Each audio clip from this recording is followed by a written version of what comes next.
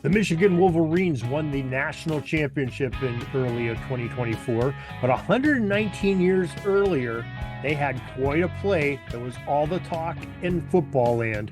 And we have Timothy P. Brown of Football Archaeology joining us tonight to tell us all about this 1905 play and what it meant to football. Tim's coming up in a moment to tell us all about it. This is the Pigskin Daily History Dispatch, a podcast that covers the anniversaries of American football events throughout history. Your host, Darren Hayes, is podcasting from America's North Shore to bring you the memories of the gridiron, one day at a time.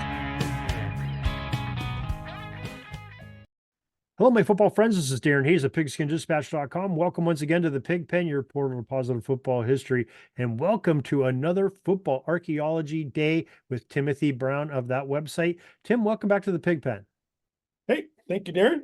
Look forward to chatting. And I was going to say this subject is kind of about my Back to the Future game. So that's kind of fits in really well with the broader sports history network that you are a part of. Yeah. But this is definitely my Back to the Future game.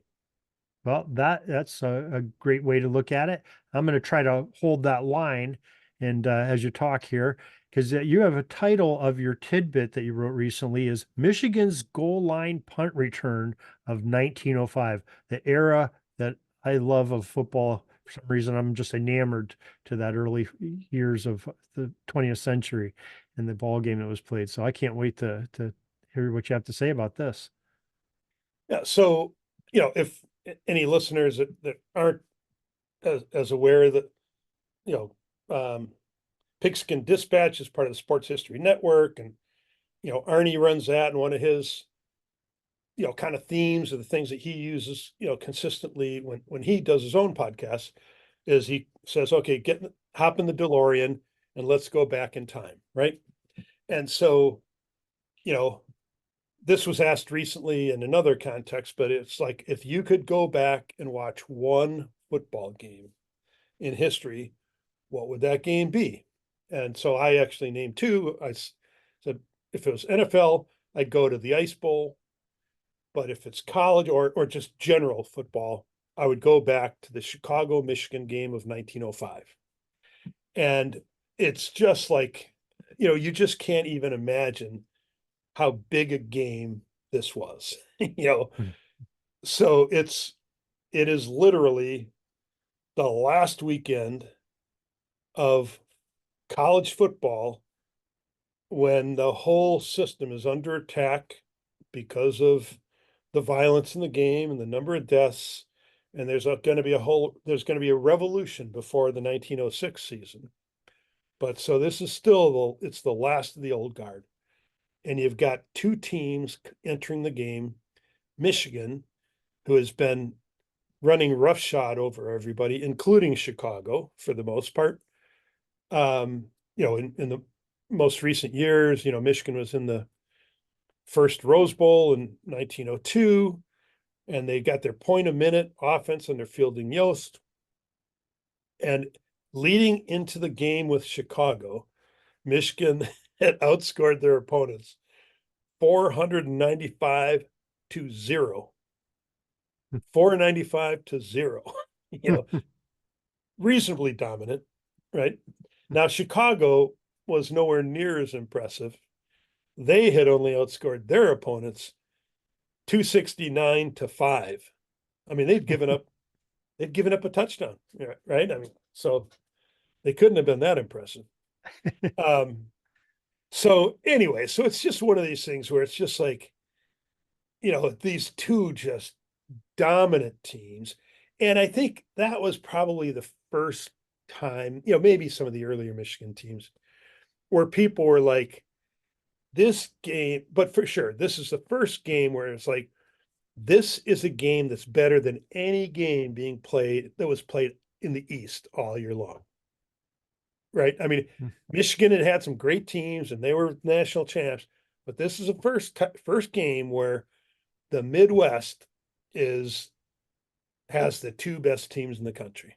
And nobody would have doubted that at that point. So it's a huge game, huge game. And you sit there and just to add on to that, you probably have two of the biggest innovators of the game of football in history, but fielding HOs, Yep, like you said, and Amos Alonzo Stagg for Chicago. And yep, they don't get any bigger than that for college yep, coaches. yeah. And so they're playing in Chicago because that's where the big stadium is and that's where the big crowds can be, and so they get more, the gate's bigger in Chicago. And so it's 0-0 in the fourth quarter. It's back and forth, tight game, obviously, if it's 0-0. And Walter Eckersall is the quarterback of Chicago. He's also their punter and their drop kicker.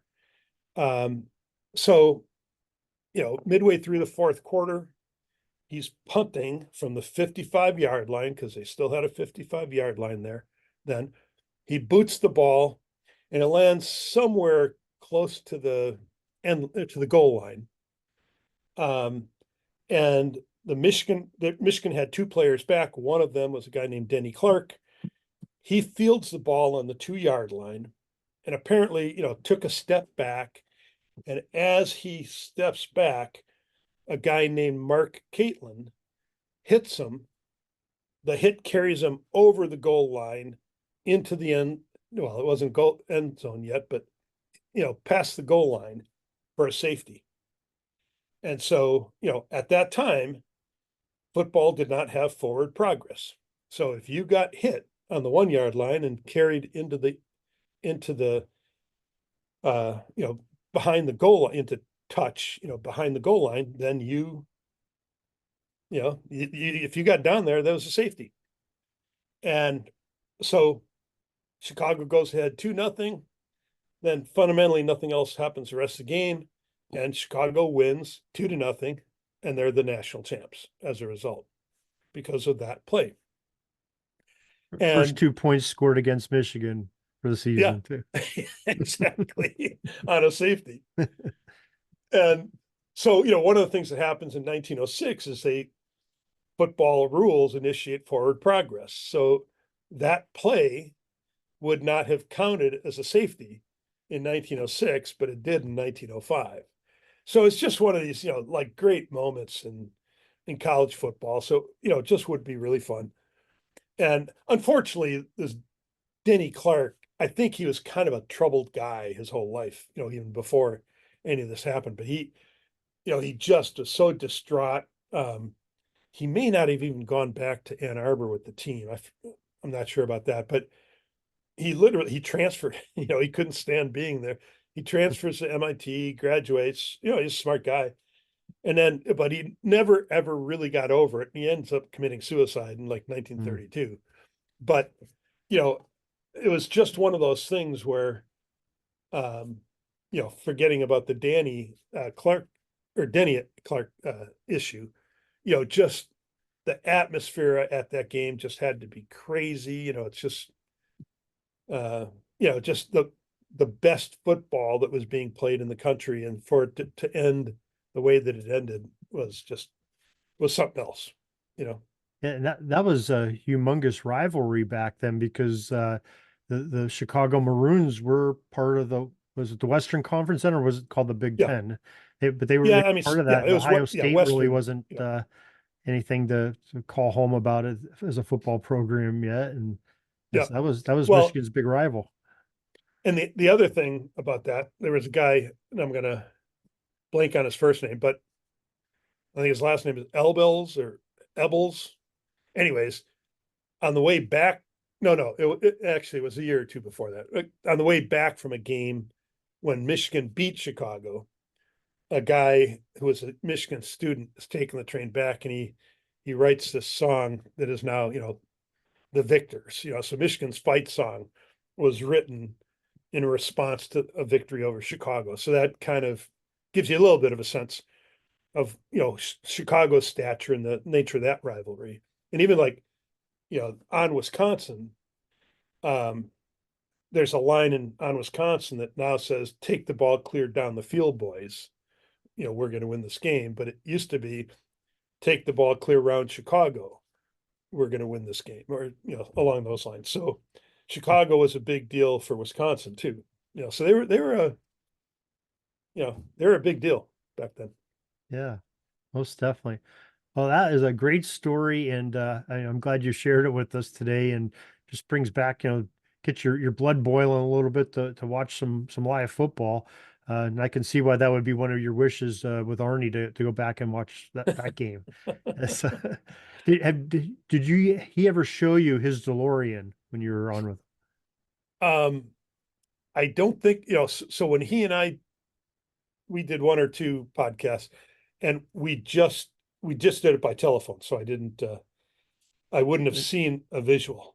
I think I was one of his early, probably Zoom video calls, and he decided to show me the DeLorean as he was telling me, and here it was a little Matchbox car. I was a little bit underwhelmed, and I was a little bit disappointed, and he's like the Wizard of Oz, he's all smoke and yeah, he's really right, hiding behind yeah. Don't look at the DeLorean behind the curtain. So, Tim, that is a great piece of football history, and you share piece of football history a lot on your website. And maybe you could tell the folks where to go and to look at some of your stuff. Sure. The site is footballarchaeology.com. It's a Substack site, so you can, just go to footballarchaeology.com, subscribe. I'm also, I basically post everything on Twitter, on Threads. And then, you can also use the Substack app if you just want to follow as opposed to subscribe. So anyways, those are the kind of the options, or just go out to the site whenever you want. And there's an archive now with about 1,000 different, articles out there. So have at it. All right. Tim, we thank you again for sharing with us and, telling that great story. Like I said, the hairs are still on the back of my neck. I have to go back and comb them after we're done here. So we thank you for that. I'm going to hit the cold shower, and we will talk to you again next week. Hey, very good. Thanks. Peeking up at the clock, the time's running down. We're going to go into victory formation, take a knee, and let this baby run out. Thanks for joining us. We'll see you back tomorrow for the next podcast. We invite you to check out our website, pigskinddispatch.com, not only to see the daily football history, but to experience positive football with our many articles on the good people of the game, as well as our own football comic strip, Cleat Marks Comics. Pigskinddispatch.com is also on social media outlets, Facebook, Twitter, Instagram, and don't forget the Pigskin Dispatch YouTube channel to get all of your positive football news and history. Special thanks to the talents of Mike and Jean Monroe, as well as Jason Neff for letting us use their music during our podcast. This podcast is part of the Sports History Network, your headquarters for the yesteryear of your favorite sport. You can learn more at sportshistorynetwork.com.